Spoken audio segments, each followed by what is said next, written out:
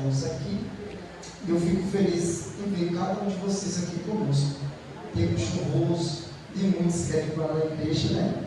Mas você já perseverou hoje, em nome de Jesus. Aleluia.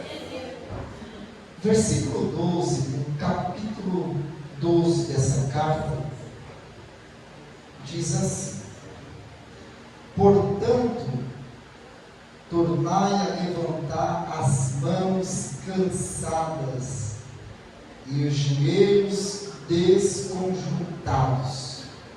Repetindo o verso 12: portanto, tornai a levantar as mãos cansadas e os joelhos desconjuntados. Amém? Amém. Vamos assentar em nome de Jesus. Glória a Deus. Estamos em uma campanha abençoada, como já foi sido falado nesta noite, que tem sido uma bênção. E para a glória de Deus, para a honra do nosso bom Deus, tive essa oportunidade de poder também, junto com vocês, marchar e também orar em prol a cada propósito colocado nessa campanha. O pastor aqui, qual iniciou uma palavra, ele leu exatamente no tema, e eu fiquei feliz por isso, porque já veio abrir o caminho, e ele leu aqui o versículo 1, 2, 3, eram os versos que iriam fazer o contexto do que iríamos pregar nesta noite.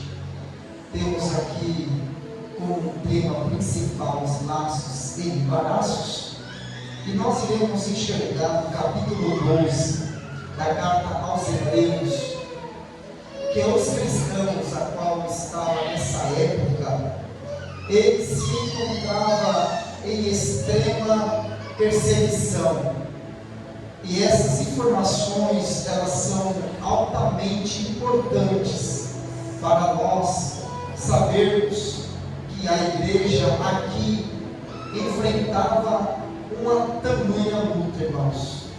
Era guerra. O inimigo de todas as formas queria fechar as portas da igreja. Eles não queriam deixar a igreja de portas abertas. Ele levantou assim muitos imperadores, governadores, soldados, homens que tinham patentes altas na época, homens que tinham autoridade, para tentar parar a igreja de Cristo. Uma coisa é nós servirmos a Jesus quando tudo vai bem e nada acontece. Outra coisa é saber que do lado de fora tem alguém querendo nos espancar, agredir, lançar pedras, queimar na praça pública, enforcar, matar, prender. Uma coisa é nós estarmos aqui, eu louvo a Deus por nós estarmos no Brasil, irmãos. O Brasil é bom demais, eita glória. Aqui, pelo menos eu não tenho ouvido e nunca li a respeito de alguma reportagem. Tem uma ou outra sim, mas não é em uma forma exagerada como em alguns países. No Brasil nós sabemos que um evangelista ou outro, um missionário ou outro, em uma praça, em um lugar, em um campo onde o inimigo tenta prevalecer, esse missionário ele às vezes vai apanhar, vai ser apedrejado, nós sabemos disso. Mas no Brasil nós temos uma certa regalia. Nós, glórias a Deus por isso, temos um benefício em poder vir para a igreja e ir embora dela, e tudo na paz. Temos a nossa Bíblia, nós temos a hora que queremos, do jeito que queremos, e ninguém vai te incomodar por isso. Mas pare um dia para pesquisar sobre os países onde a palavra de Deus não pode entrar lá. Os cristãos nesses lugares, então, eles precisam de alguma forma, aleluia, tentar e perseverar em sobreviver. Eu acredito que no tempo bíblico aqui, onde esses cristãos aqui se encontravam, o autor de Hebreus, alguns acreditam que é o apóstolo Paulo, pela forma escrita, porém outros não cravam que foi o apóstolo Paulo. Vamos deixar aqui um autor desconhecido, melhor, o autor, o Espírito Santo de Deus. Aqui na carta aos Hebreus, nós sabemos então que havia uma perseguição ferrenha contra a igreja. A igreja estava sendo perseguida e ameaçada de morte por todos aqueles que adorassem a Jesus Cristo. E nós lemos aqui no capítulo 12, o versículo 12, o autor aqui vai dizer que tornai a levantar as mãos cansadas. Pega esse detalhe. E os joelhos desconjuntados. Tornai a levantar as mãos cansadas e os joelhos desconjuntados. Eu abro aspas para dizer algo. O inimigo sabe aonde tocar. Ele sabe aonde ferir. E se tem uma parte aonde ele quer tocar, é na intercessão e também na oração. Oração e intercessão são ligadas uma à outra. Porém, nós sabemos que o ato de levantar as mãos, ele nos concede a entender que é sinal de poder, autoridade e intercessão por alguém ou por um grupo. Por exemplo, você lê Êxodo 17, aonde a primeira luta, a primeira guerra, a primeira batalha do povo de Israel, quando saiu do Egito, da escravidão, a primeira guerra, irmãos, foi contra os amalequitas. E a Bíblia vai dizer que Moisés vai dar uma ordem: Josué, pega os soldados aí valentes, homens valentes, e desce para a peleja no vale. Eu, porém, irei subir no alto do cume. A Bíblia diz que Moisés sobe e com ele sobe Arão e Ur. Você conhece a história? No alto do cume, a Bíblia vai dizer que Moisés levantava as mãos. E quando ele levantava as mãos, a Bíblia diz que lá na peleja, lá na batalha, o povo de Israel começava a prevalecer no inimigo. Quando as mãos de Moisés abaixavam, o inimigo, os amalequitas, começavam a prevalecer. Havia uma guerra no vale e alguém intercedendo no monte. Já foi falado aqui, aleluia. Enquanto aquele que estava no alto do cume levantava as mãos, aleluia, era reconhecendo intercessão, aquilo que lhe não chegou. Quando eu levanto as minhas mãos para o céu, eu estou dizendo: Deus, nada depende de mim, mas depende do Senhor. Eu levanto as mãos porque eu sei que é do alto que vai vir poder para vencer a peleja. É Deus falando: Moisés, levanta a mão que eu te concedo poder. Se a mão baixar, o poder se encerra também. E eu acho lindo a história que quando Moisés levanta as mãos, o povo vence. Quando ele abaixa, o povo perde. Que quando ele se cansa, guarda isso, Moisés está cansado, ele vai abaixar as mãos. Quando ele abaixa as mãos, o inimigo prevalece. Mas quando o inimigo está prevalecendo, porque quem está no alto do monte está cansado, e isso, irmãos, é comum, todos nós cansamos. Moisés está cansado e ele abaixa as suas mãos. Ele abaixa não é porque ele quer, ele abaixa não é porque ele não está nem aí, ele abaixa é porque lutando ele está cansado, e o cansaço chega para todos. Mas eu acho lindo na história que vai entrar dois personagens, oh glória, para fazer a diferença. Arão e Ur está com Moisés no cume, e eles percebem que quando Moisés levanta as mãos, o povo vence. Se ele abaixa, o povo perde. O que Arão e Ur vai fazer? Pega pela mão de Moisés do lado direito, pega pela mão de Moisés do lado esquerdo, e ergue a mão de Moisés para o alto. E quando eles fazem isso no campo de batalha, o povo prevalece na terra. Ele pega a primeira palavra para a igreja: enquanto tiver intercessor, a igreja estará de pé, de pé.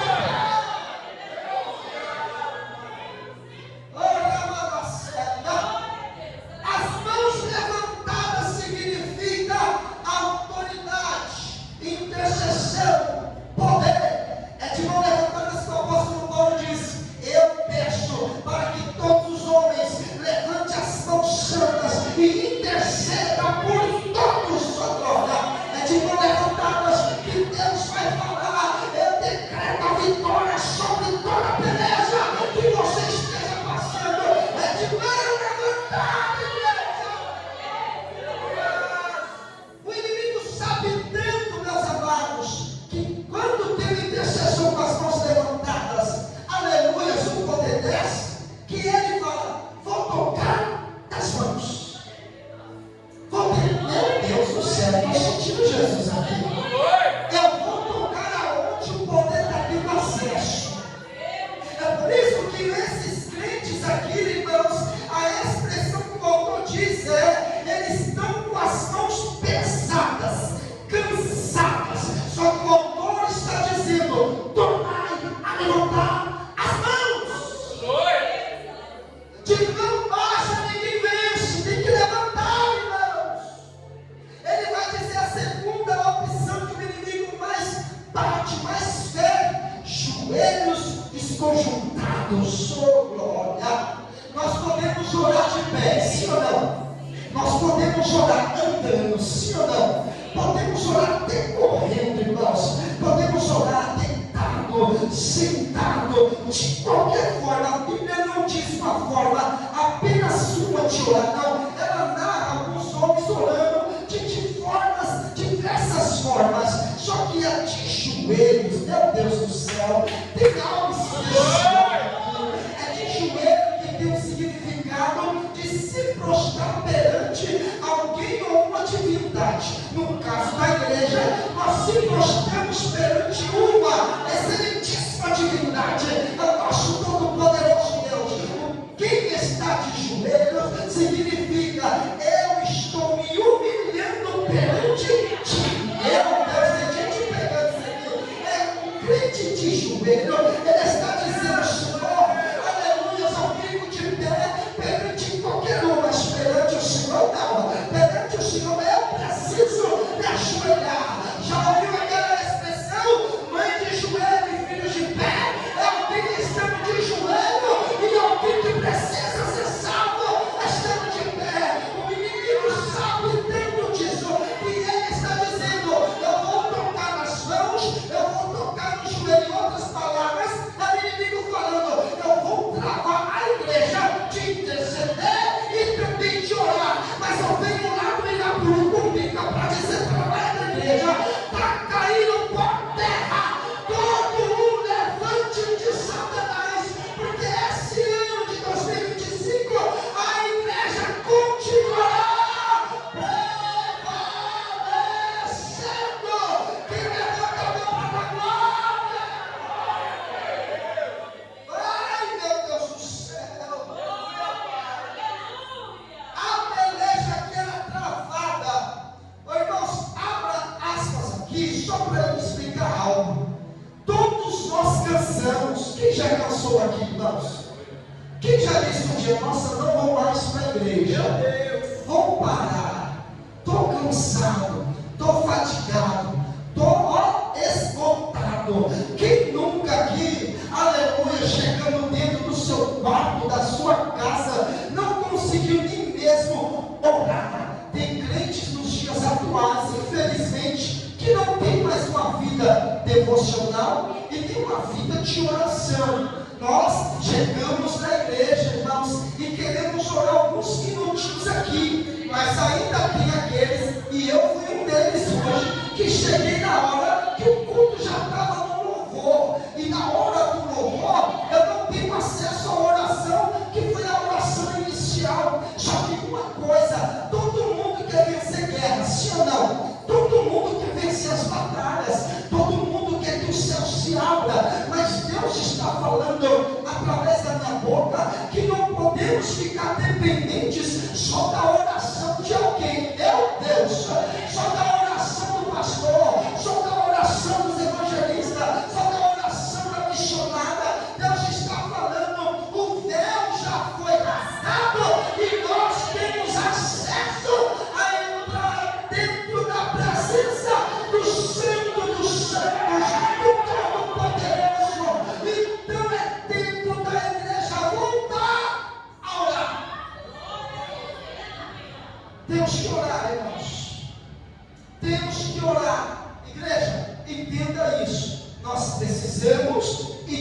temos que orar. Estava conversando com a minha esposa antes de vir, ela não deu para vir, e estávamos conversando justamente isso. Eu falei para ela: Deus, Ele é tremendo, e Ele permite que meros homens falhos e que pecam aqui na terra tenham poder, autoridade, ousadia e ser cheio do Espírito. O interessante é que tudo isso se adquire através da oração.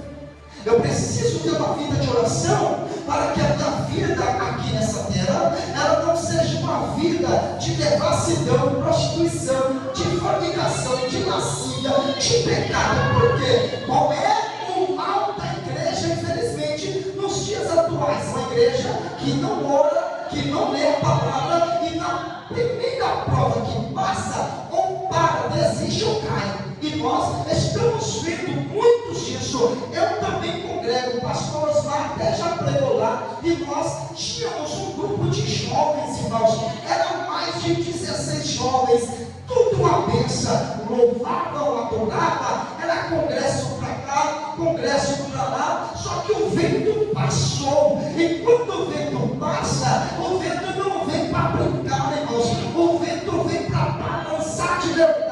E nós sabemos que quem não tem raiz, aleluia, não permanece de pé. Quem não tem raiz ficada, não vai permanecer de pé no meio da batalha, não vai. Era Jesus falando para todos nós, aleluia, doutrina mais a igreja, manda mais palavra para a igreja, pede para a igreja orar mais, porque se tem algo que vai permanecer a igreja de pé, é oração e palavra. Nós queremos métodos. Sabe qual que é os métodos? Meu Deus do céu, nunca mais vou voltar aqui, né? Olha só, olha os métodos.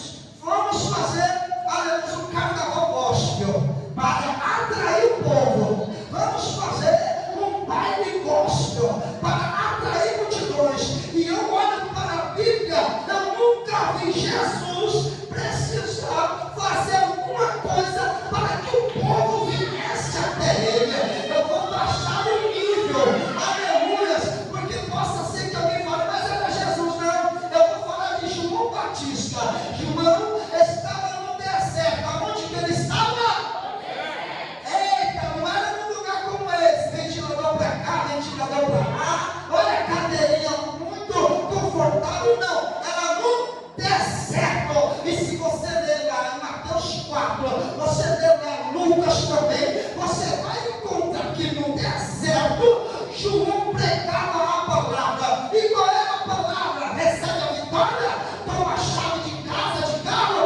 Não, João pregava: arrependei-vos que é chegado o reino dos céus. E a Bíblia diz que uma multidão acompanhava João. E outra, quando ele não queria bater mais, ele começava a pregar: oh Jesus, quem nos ensinou a fugir da ira vindoura, raça de víboras? Alexandre, está pesado? Não, a palavra não está pesada. Pesada é ouvir Jesus um dia dizer: apartai-vos de mim, vós que eu não conheço.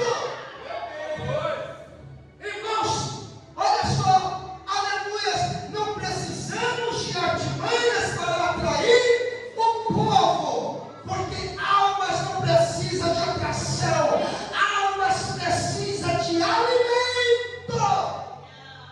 Se tem alimento, as almas vão vir. Meu Deus, vocês são privilegiados, irmãos. Já preguei em lugares com 1 e 2 pessoas. Eita, vocês estão bem, né? Olha, tem bastante gente aqui. Você ir para um lugar pregar e o pastor fala: me perdoa. Eu falei: pastor, a culpa não é sua, a culpa não é tua. Tenho certeza que tu ora, tu convida e tu pastoreia. Quem não vem só o povo. O povo não quer mais Jesus. O povo não quer mais saber do caminho, a verdade e a vida. O povo quer ouvir o CPF e também o nome da rua que mora. Se tiver isso, a igreja volta. Se tiver palavra, a igreja esvazia. Eu louvo a Deus, irmão.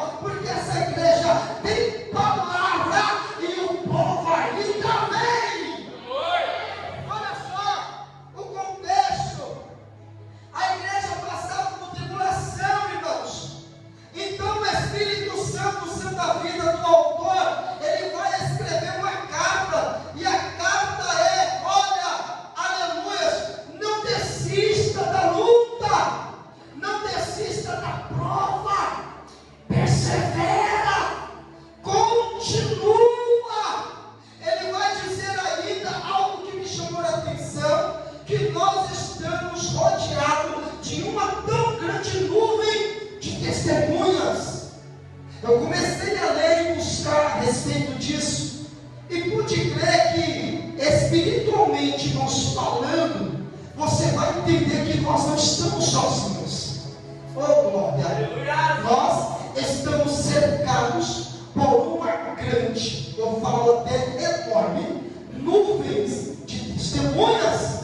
O autor bíblico aqui vai dizer para a igreja, para esse povo, que eles estavam cercados, rodeados de uma tão grande nuvem de testemunhas. E eu procurei no texto a resposta, o que o autor queria mencionar. Você percebeu também que no capítulo 12 ele usa uma metáfora para se referir a respeito de uma jornada de um crente para chegar até o céu? Há uma jornada a prosseguir, há uma jornada a caminhar, e ele vai dizer, ele vai enfatizar, tratando até mesmo como uma alegoria, trazendo a respeito de uma competição. O tempo que foi escrita essa carta, havia Jogos Olímpicos já, não foi dos dias atuais, já tinha nesse tempo competidores, aleluia, alguns jogos de corridas, jogos de lutas, esses tipos de jogos já existiam, e o autor, ele vai trazer uma alegoria, trazendo esse tipo de jogos, para mostrar para os crentes, que a jornada para chegar à salvação, ela também tem as suas lutas, desafios, as suas perseveranças. Eu acho lindo que o autor, ele vai dizer que é necessário correr, meu Deus do céu, para que possa alcançar, e ninguém alcança sem sair do lugar. Precisamos se locomover, precisamos sair do comodismo para poder chegar ao objetivo. O autor está dizendo, então corra. Aí ele vai dizer, mas corra com paciência. Eu falei, Senhor, está se contradizendo. Como que eu vou correr aqui? Tem um significado de pressa, e vai dizer que tem que ter paciência também. Correr com paciência, como que faz isso? É correr e ao mesmo tempo tendo na mente, aleluia, o propósito de não olhar para um lado e não olhar para o outro, quanto menos olhar para trás. O autor está dizendo, uma vez que você está na jornada, aleluia, o foco é prossiga para o alvo que é Jesus. Oh, glória! Ele ainda vai dizer mais, não se deixe, aleluia, oh, glória, que o embaraço, o pecado, eles venham deter. Uma coisa, irmãos, aleluia, nós ficamos bem vigilantes, que é com o pecado. Nós queremos ficar mais vigilantes com os pecados do que com o embaraço. Você já leu esse texto e percebeu que o autor bíblico diz, não é só o pecado, tem o embaraço também. Uma coisa é vigiar para não pecar, outra coisa é vigiar para não ficar amarrado por embaraço. Embaraço não significa que está pecando, porém é algo que também não vai te identificar em nada.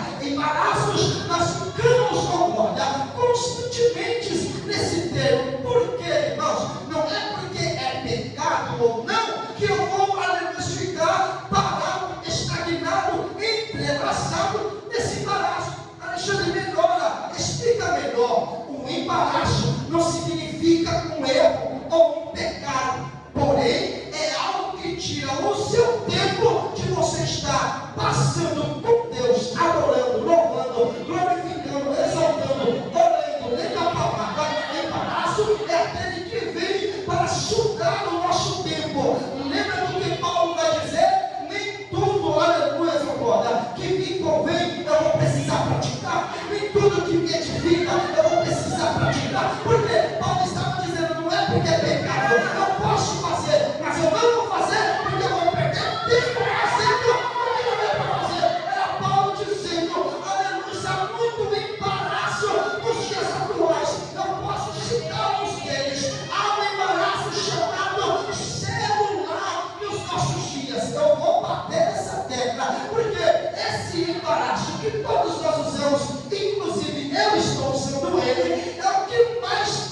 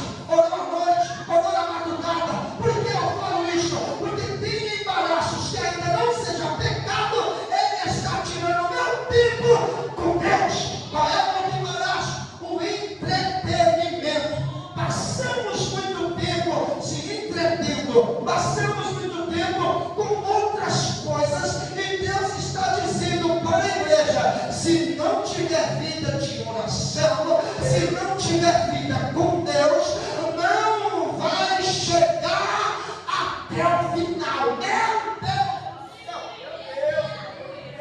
Acho que você não vai gostar de ouvir isso, irmãos.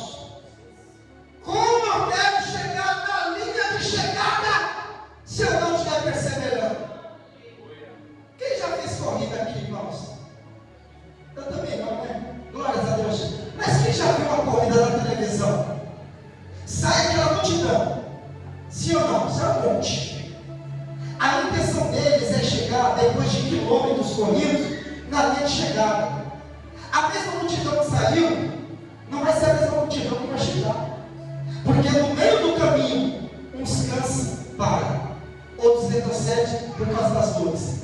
Outros falam, não vou mais. Outros falam, chega para mim. Mas sempre vai ter um que vai chegar até o último.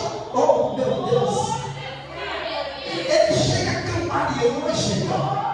Chega todo tonto, mas chega. Eu vi uma corrida, aleluia, há muitos anos atrás, de uma mulher que ela chamou só pela misericórdia, quase caindo e não caía.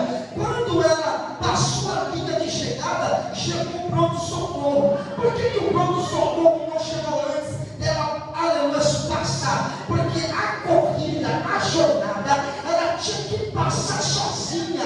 Oh, glória! Para depois chegar a assistência. E Jesus olha para a igreja e ainda dá um chá para nós, porque nós não estamos sozinhos. Tem o Espírito Santo conosco, mas ele diz: essa jornada vai ter que passar, vai ter. Não tem como pular essa etapa. Ergue a cabeça, sacode o pé, aleluia, e segue adiante.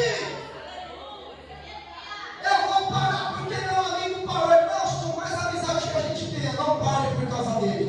Eu vou parar porque meu cônjuge parou. Por mais que a gente ame, não pare por causa dele ou dela. Eu vou parar porque minha mãe e meu pai parou. Mas não, irmãos, continua, não pare por causa deles. Porque o alvo ainda é chegar ao alvo. O alvo ainda é Cristo. Minha esposa não está indo para a igreja já tem uns 4 meses. Falei para ela: amor, você sabe qual que é o caminho.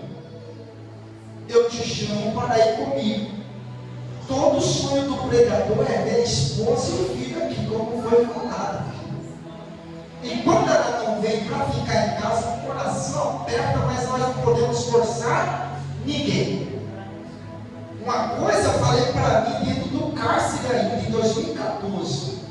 Eu era do mundo, mas uma vez com Jesus, é com Jesus. Eu não vou ficar para lá e para cá, para lá e para cá. É uma vez com Jesus, é Jesus. Para a glória de Deus, vai fazer 11 anos.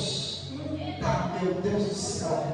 11 anos com Jesus, sem retroceder para os vícios, para as drogas, para o roubo, para o crime, para a marginalidade. Nunca mais. Tenho as mesmas amizades, só não pratico as mesmas coisas. Tenho os mesmos amigos, não virei as costas para ninguém. Quer ir lá em casa, vai. Eu até vou na casa. Se tiver coisas que eu preciso de perto, eu falo, eu não vou ir. Mas se não tiver, quer tomar um refrigerante, larga, vamos contar comigo. Eu vou aonde ele estiver. Não viro as costas. Mas uma coisa é certa, nós temos que ter determinação, perseverança, palavra, consistência. Eu vou abrir aspas aqui, porque está acabando o meu tempo. Dentro do cárcere, não é fácil servir a Jesus.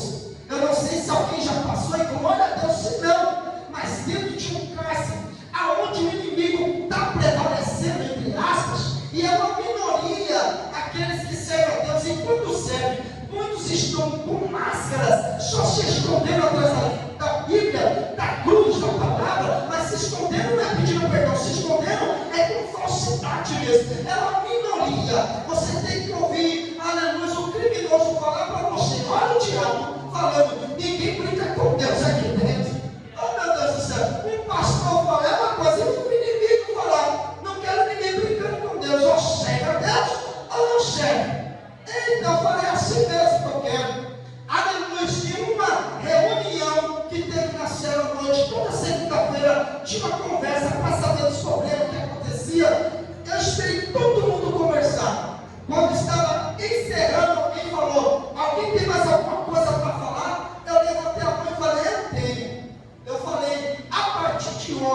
ninguém me ofereça mais cigarro ou droga aqui dentro, porque eu aceitei a Jesus e não quero mais saber dessa vida. Os irmãos lá bateram palmas e disseram: é isso mesmo, já que esse é o caminho, permaneça nele, fica bem, olhe por nós. Eu falei: amém. Irmãos, de lá para cá foi luta, foi prova. Pensa numa coisa, um ex-viciado dentro de uma cela, com mais de 36 presos, todo mundo fumando, bebendo, se enchendo de entorpecente, e você na cela tentando respirar e falando: Jesus me dá força, Jesus me ajuda, Jesus segura na minha mão, o Senhor falou que tem promessa, Jesus, eu não quero voltar. Irmãos, já ouviu falar a respeito de abstinência? Para um viciado, esse nome é um pesadelo. A carne almejar aquilo e o Espírito fala: luta contra isso. A carne falando: você precisa disso, e o Espírito falando: você precisa dele. A carne falando: você precisa se drogar, e o Espírito falando: você precisa se encher da minha presença. E para a glória de Deus, para a glória de Deus, eu venci dentro de um cárcere, não me corrompi. E olha que tive a oportunidade, em uma sala escura um dia, outra oportunidade, eu conto desse testemunho. Eu fui baleado nesse dia, eu precisava ir para o hospital de 3 em 3 meses, mesmo dentro do cárcere, algemado. E um dia, meus irmãos, eu estava dentro de uma cela porque precisava ir para o médico e precisava da escolta. A escolta demorou e as pessoas que estavam comigo foram para um fórum e só eu ia para o hospital. Vou contar isso porque vai edificar a fé de alguém. Eu estava dentro de uma cela escura e sozinho. E dentro dessa cela, como eu era viciado no cigarro, eu pensei comigo: agora eu sou crente, não posso fumar. Deus me dá estratégia aqui dentro. Aí eles que foram por fora deixaram um monte de maço de cigarro, irmãos. Não tinha ninguém lá para me vigiar. Não tinha minha família lá para dizer: agora tu é crente. Não tinha irmãos de igreja, ninguém estava lá. Só era eu, a minha consciência e Deus. Falei: Deus, me dá força. Só que a carne não estava contra aquilo. Eu chegava perto do maço, só que eu não estou contra o vício, sabe do que eu estou falando. E eu disse: eu não quero, mas a carne pendendo. Eu falei: não tem como, porque não tem um isqueiro, não tem um bique. Quando eu olho para o lado, tinha mais de 3. Falei: Deus, me dá força, e a lágrima descer. Irmãos, eu não estou tentando emocionar ninguém, é verídico isso. A lágrima desceu, eu falei: Deus, não tem ninguém aqui, mas eu sei que o Senhor está aqui. Eu posso até praticar o que a minha carne quer que eu pratique aqui dentro, ninguém vai ver. Lá no rosto, lá na boca, eu chego: ó, sou crente, ninguém viu que eu estou praticando, mas eu sei que o Senhor está aqui. Se o Senhor está aqui, o Senhor tem o poder para me ajudar. Me ajuda, Deus, nessa hora que eu tanto preciso. Sabe o que é que Deus colocou no meu pensamento? Lembra do que você ouvia de trás da tua casa no tempo que você era um crítico da igreja?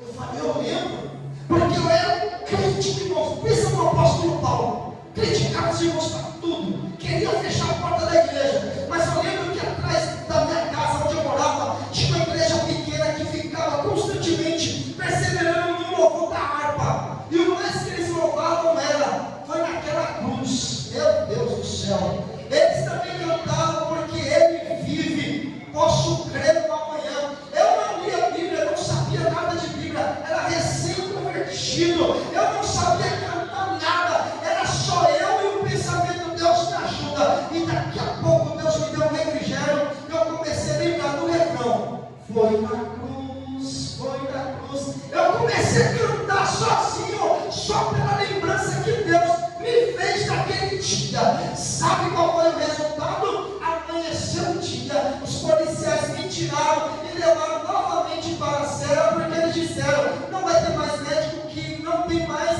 aleluia, a escolta, vamos pagar outro dia. Voltei para a cela com a consciência limpa, o espírito confortável, e dizendo: Maranata, glória a Deus.